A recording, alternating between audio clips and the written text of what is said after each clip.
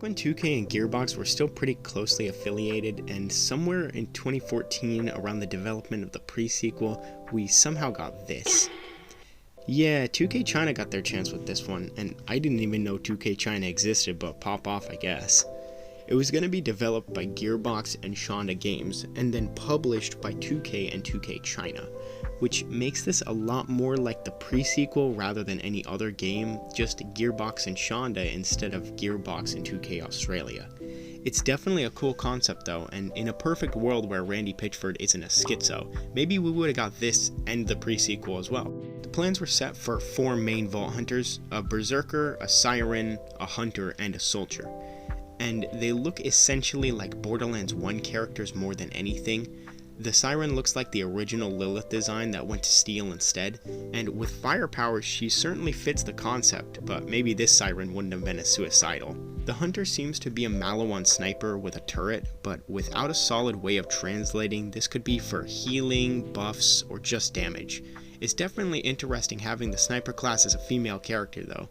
There's a Dull Soldier with a turret that looks suspiciously like Axton, and it's most likely that these sketches and ideas were just inspired by Axton, so there's familiarity for the players trying the game out. They see a character similar to one and they already know how it functions the same, and it's easier to get into.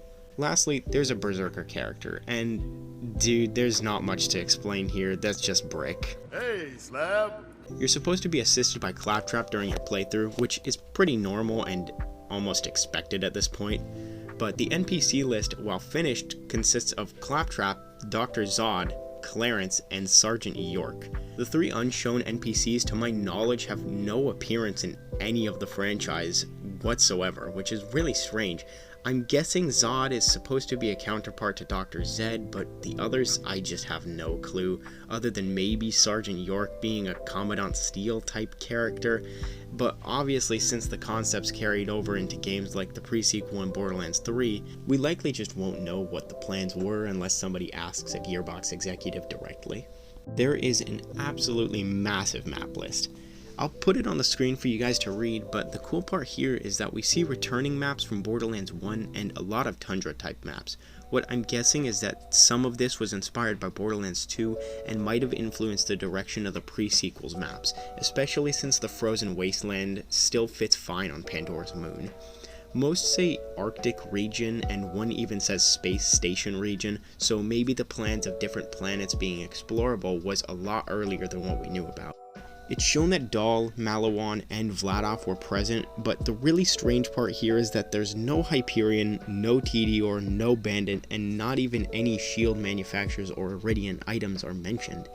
Even given that, the choice of Atlas is present where it normally wouldn't have been in Borderlands 2. Unless this is chronologically before Borderlands 1, maybe no Hyperion is present, and it would explain the Commandant Steele lookalike. Maybe instead she's a playable character entirely, and this is just long before TD or Bandit or Pangolin and the rest got to Pandora. Another interesting note is the manufacturer here, Polaris.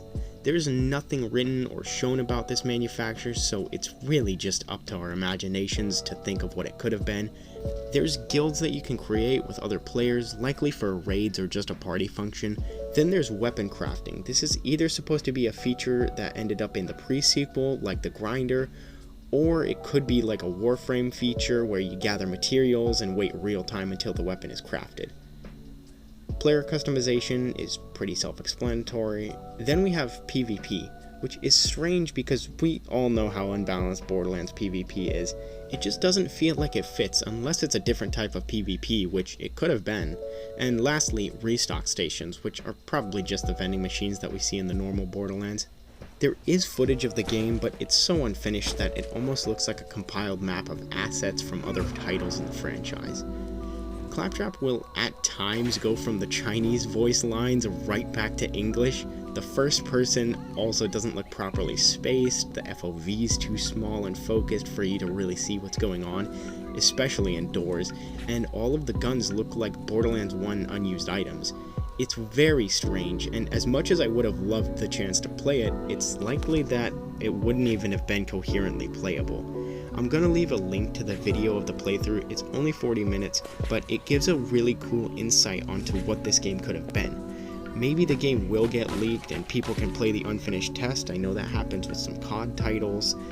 It would have been really cool to mess around with. Maybe see if the bugs and the speedrunning techniques work in this game like in other games.